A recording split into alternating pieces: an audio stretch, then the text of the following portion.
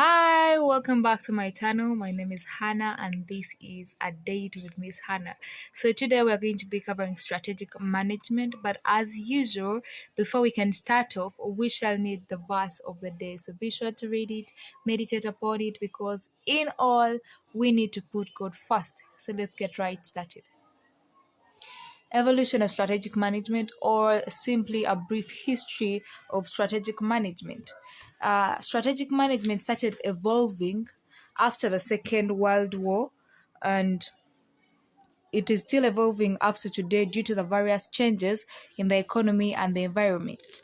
After the Second World War, there was like an increase in the demand which exceeded the supply. So there was need to increase supply through applying various strategies in order to make sure that the supply can meet the demand needs. So that is how strategic management kept evolving over time, and it is still evolving up to now because the economy keeps changing, so there is need to change the various strategies employed in management. So there have been very many various scholars that have contributed to strategic management, to the evolution of strategic management and the development of strategic management, and these include the people below. So we're going to discuss them. Number one, we have Alfred Chandler. Alfred Chandler realized that there was no coordination between the different activities in an entity, in a firm, and thus advocated for the coordination between activities in an organization. Alfred believed that if you are to perform, all activities must be coordinated. For example, in a school, if you have a timetable, all the lessons are coordinated. We know that this is going to happen after this and this will happen after that. So there was need for coordination for activities to move smoothly. Then number two, we have Philip Selznick. He realized that there was a mismatch between factors, that is the external and internal factors in an organization. When I talk about the external factors, I mean the threats and opportunities. And then for the internal factors, we have the strengths and weaknesses. This is from the SWOT analysis. So Philip Selznick realized that there was no matching between these factors. There was no coordination of the factors in an organization.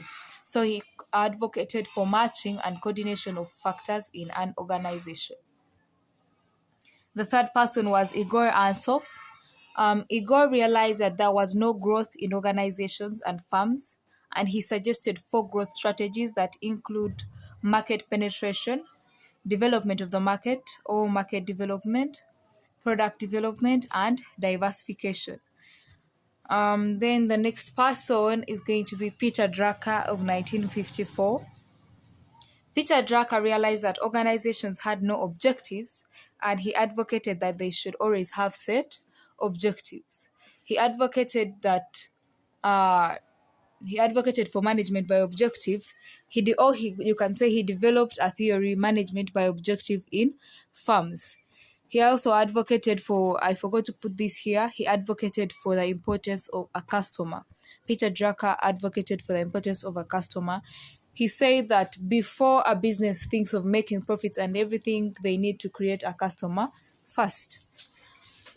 So after Peter Drucker, we have the next person as Michael Porter. Michael Porter suggested 3 competitive strategies, that is overall cost leadership, differentiation, and focus. Under overall cost leadership, he advocated that, or he advised that companies or firms should minimize the costs of operations while maximizing the benefits from these operations. He also advocated for differentiation, that is to do things differently, and then advocated for focus. Firms should focus on only one market segment to serve at a time. They should also choose one strategy at a time. The next person is Bruce Henderson. Bruce Henderson belongs to the Boston Consultant Group. Yes, he's from the PCQ group. So he advocated for an experience curve. That is, the more one performs an activity, the better he becomes at performing it. Then we have Philip Rotler as number 7. Philip Rotler is the next scholar.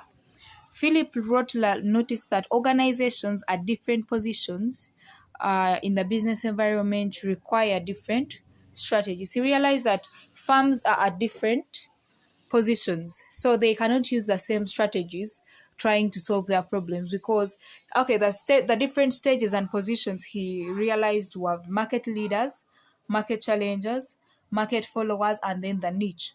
So a market leader, for example, let us say mtn is a market leader, and then Airtel is the market challenger.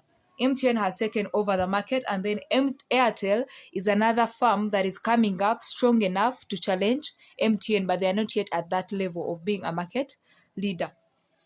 So the strategies MTN is going to use are going to just be maybe retaining their customers, and then we cannot have Airtel using the same strategies. Airtel is going to aim at putting down MTN, so they need to use different strategies.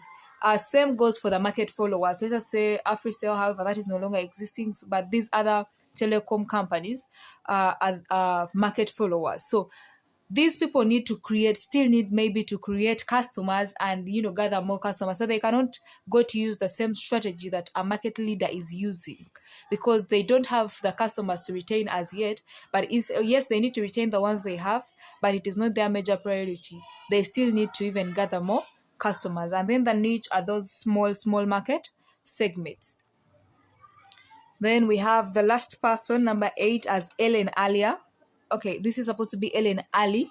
R is not there. I am so sorry about that. It is Ellen Ali. The last R is not there. So Ellen Ali summarized what SM is all about. And she said that SM must cover the entire organization. Some strategies, she also said that some strategies are planned while others are not. Strategies must be supported by the top management. You cannot just come from the operational management and decide on something. They need to be supported by the top management. And strategies can be done at 3 levels.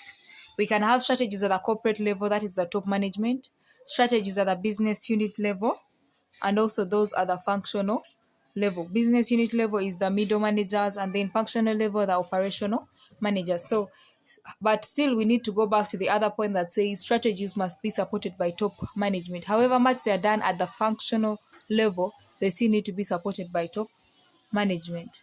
Then SM, or strategic management, involves 2 major stages, that is development of a strategy and implementation of the strategy. That is Ellen Ali of 1985, and those are the various 8 scholars that contributed to the development of strategic management.